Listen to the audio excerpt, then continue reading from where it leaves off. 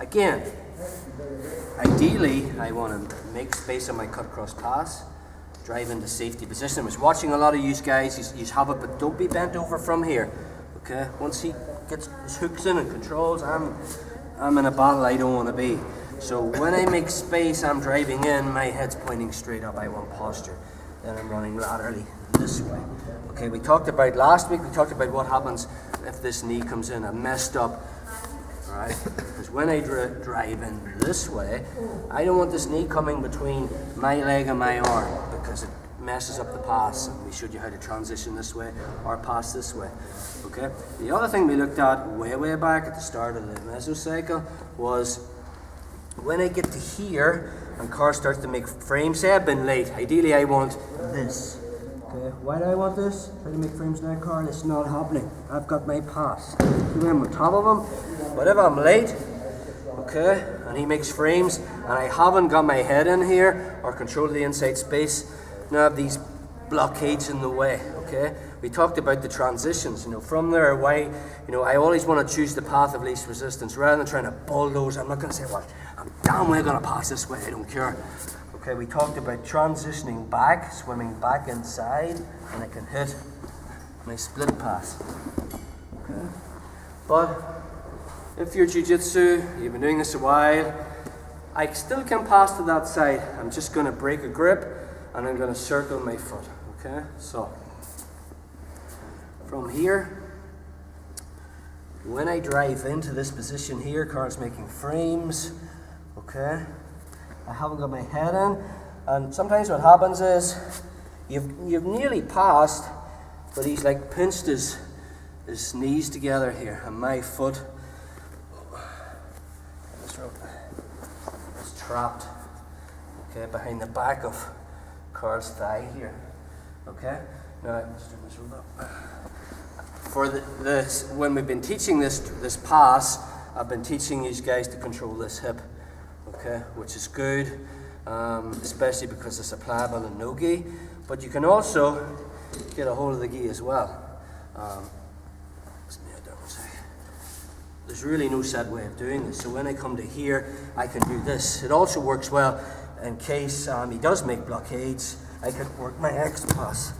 Okay, so for the sake of the drill, we're going to switch to this grip, only we're going to move it slightly up, because when I get to here, Carl makes frames, his legs are facing this way, but look at his body, and I don't want to, he's strong when he's on the side, right? All his jiu-jitsu is based upon being on the side. So what I want to do is, I want to slide my hand up further up the gi. I'm going to use my grip to push his shoulder back. So I'm trying to get his back on the mat, okay? And I'm going to put my head in here as well, okay? So even though his legs are facing this way, okay, I want to be driving here, okay? Just turn around this rope. Now I need to swim my foot out. So when I get to here, watch my foot. I'm going to circle it, okay? This way. So I'm changing the profile on it. I don't want to get into the habit of going like, damn, this foot's coming through. Okay? Just by circling my foot here, I swim it through. And again, I drop my butt to the mat. As I'm leaning in the car, and he bridges, I lost the position. So, I drop my butt to the mat.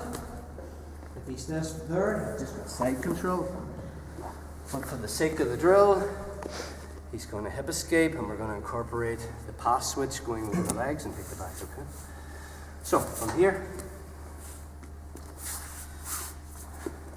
we make the space, come in, he makes frames, okay? I've got my grip here. I want to try and pin this shoulder using my head, okay? I get inside control. I circle my foot this way and drop my butt to the mat. Again, I just get side control from here, but for the sake of the drill, car's escaping this way. I'm going to slide my hand back down to the knee, come across, 1, 2, and from there, if he stays here, we're going to work the back attack. So your right knee slides up, sure sit, rolling from your right hip to my left hip. Okay. And then from here, I can work my back again, defend Carl.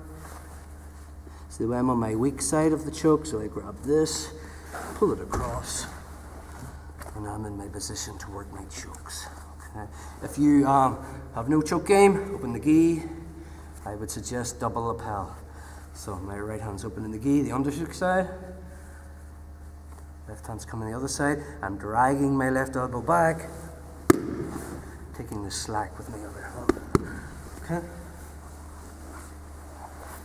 Obviously, if you've been here for the back game, you can play whatever you want. Okay, one more time.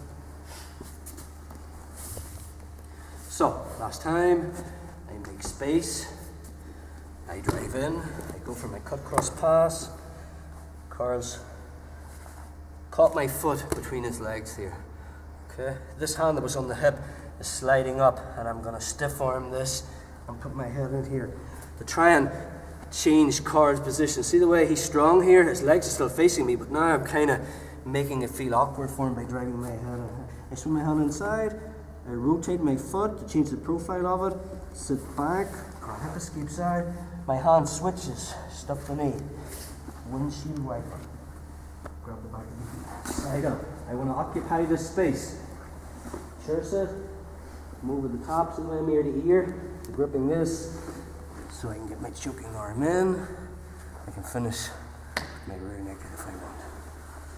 Okay, so that's the cut cross, guys, and the grip break. Let's drill 5 on 5.